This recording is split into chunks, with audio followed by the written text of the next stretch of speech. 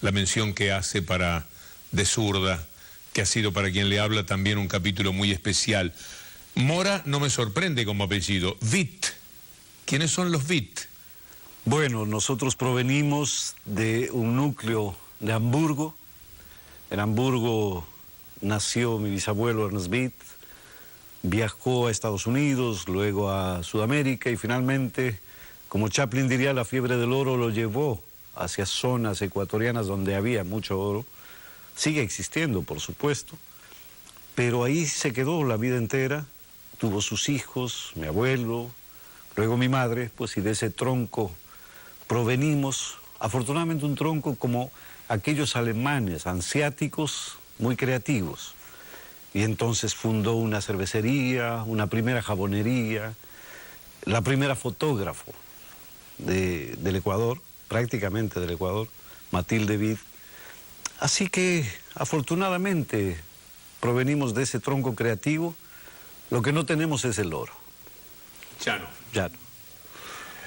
Quiero, Galo, hablar de la Revolución Ciudadana, de lo que fue construyendo ese Ecuador que quizás sus abuelos no soñaron. Hay un parteaguas, indudablemente, un punto de inflexión en la historia contemporánea del Ecuador. Hay que recordar que la más importante transformación del Ecuador fue bloqueada a través de un vil asesinato al general Eloy Alfaro, amigo de Maceo, de Martí, y en enero de 1912 fue brutalmente asesinado por haber sido también asusado por sectores de la prensa que convocaban a ese magnicidio. Ahí se frustró la gran posibilidad de una transformación que quedó trunca, e increíblemente quedó trunca 94 años.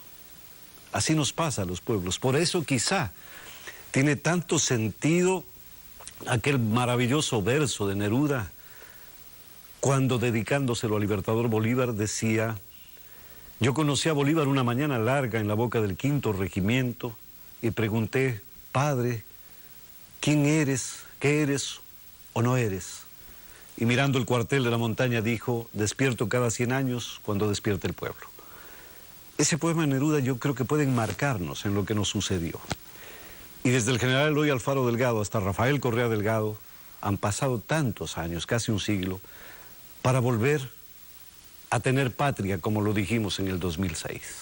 Recuperar la dignidad, recuperar un puesto en la historia no como protagonistas individuales, sino que ese individuo se haga social y que sean los humildes, los pobres, los marginados de toda la vida, los condenados de la tierra, en la voz de Fanon, o los humillados y ofendidos, en la voz de Dostoyevsky, los que tengan el protagonismo verdadero.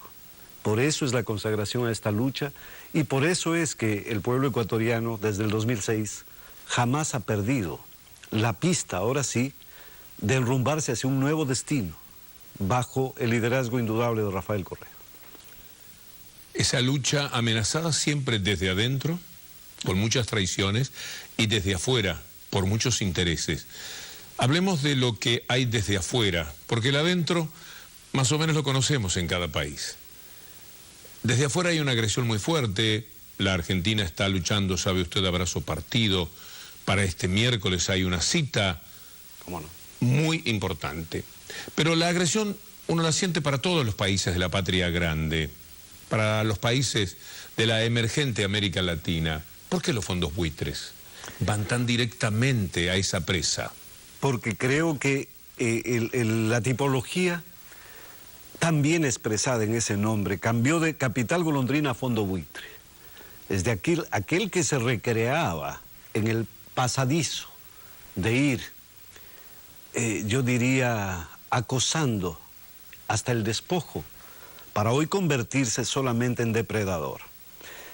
Y me parece que la Argentina, como un país maravilloso, que después también de muchísimos años pone la bandera donde siempre debió estar, en la mayor dignidad posible, es quien tiene que enfrentar, en este caso como cabeza de serie, ya que acabamos de pasar el Mundial, el enfrentamiento con esos círculos que son evidentemente fruto de la codicia y que a través de su capital financiero son los grandes especuladores y los extorsionistas profesionales.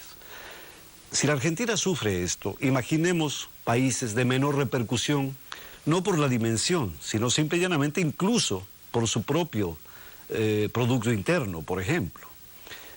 Si la Argentina sufre estas agresiones, ¿cómo no pensar en el compañero Evo Morales, en el compañero Rafael Correa, en el compañero Nicolás Maduro? Todos siempre a la cabeza de sus pueblos, pero expuestos a la extorsión. Y por eso es que tenemos que hacer, como en el tiempo de Bolívar, de Sucre, de San Martín, un esfuerzo común como necesidad vital de supervivencia para enfrentar a los buitres y especialmente a sus domadores. Y la respuesta a estas últimas palabras es el Banco del Sur, son los BRICS. Yo creo que todo intento, la CELAC, todo intento por formar entes no corporativos, sino nacionales, gran nacionales, decía el comandante Chávez, para frenar la depredación permanente. Y los BRICS, sin duda, representan un canal alternativo. Ahí nos representa Brasil a nivel continental. Pero en la UNASUR, por ejemplo, acabamos de ser testigos del nombramiento del expresidente colombiano Ernesto Samper como nuevo secretario de UNASUR. Y hay que reconocer, por ejemplo, cuánto retrocedimos en estos espacios. La muerte de Néstor Kirchner fue un golpe tremendo para América Latina.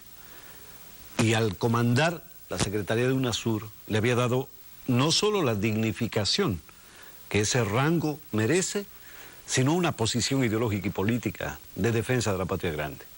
Hoy aspiramos a que el expresidente colombiano pueda emerger también como una figura de conciliación y que no se preste a América Latina para más aventuras de fraccionamiento, que es por donde evidentemente a lo largo de más de 200 años hemos sido expoliados e invadidos.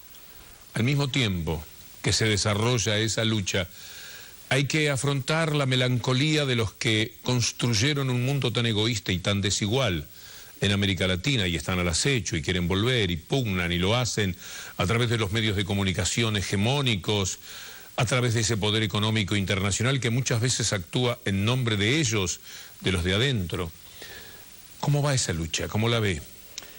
Yo diría que nostalgia, saudade, melancolía son palabras poéticas demasiado hermosas para que ellos sean los depositarios o destinatarios de palabras así. Me gusta cómo lo dice, porque es verdad que lo de capital es golondrina, saludía una palabra, golondrina es más bella que buitre.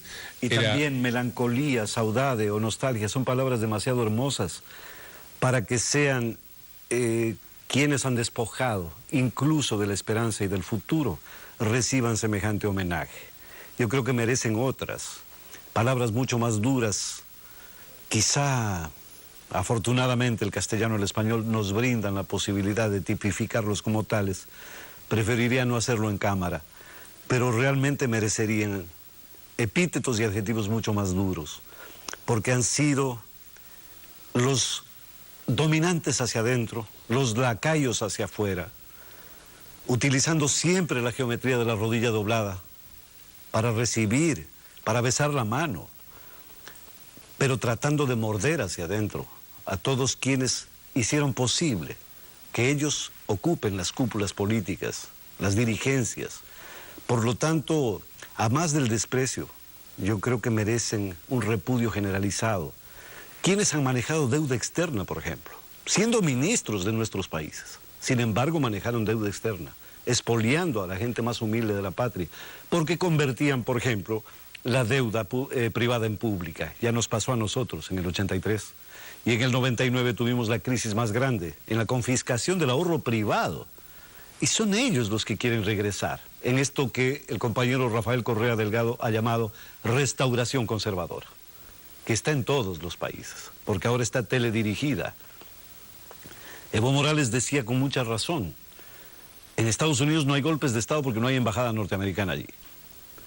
Y esa increíble, diríamos, paradoja se convierte en moraleja, porque evidentemente quien asusa todo esto es un poder imperial que quiere manejar su único círculo polar de poder, y lo vemos extendido en la Franja de Gaza, en América Latina, tratando de cooptar y copar todos los espacios posibles para que ese aberrante capitalismo pueda seguir manejando el mundo. Así tenga que ir a Ecuador, aspiro a que no sea este el único capítulo de un encuentro con usted, Galo. Ha sido hasta musical escucharlo. Muchas gracias, Víctor. A usted. Y ojalá pueda disfrutar de este pájaro redondo para jugar, que es una bellísima expresión del poeta argentino Héctor Negro en un poema. Aquí también hay mucha poesía de Miguel Hernández, de Rafael Alberti, de tantos extraordinarios seres humanos que le dedicaron un ojito también a eso de pasar del césped al papel. Galo Mora Witt ha sido nuestro entrevistado, que orgullosamente compartimos con ustedes a través de Voces de Cambio. Voces de Cambio. Como pocas veces uno puede asistir casi a una partitura musical de un discurso tan importante para nuestra América. Amigos, nos reencontramos en la próxima semana y será un placer. Muchas gracias.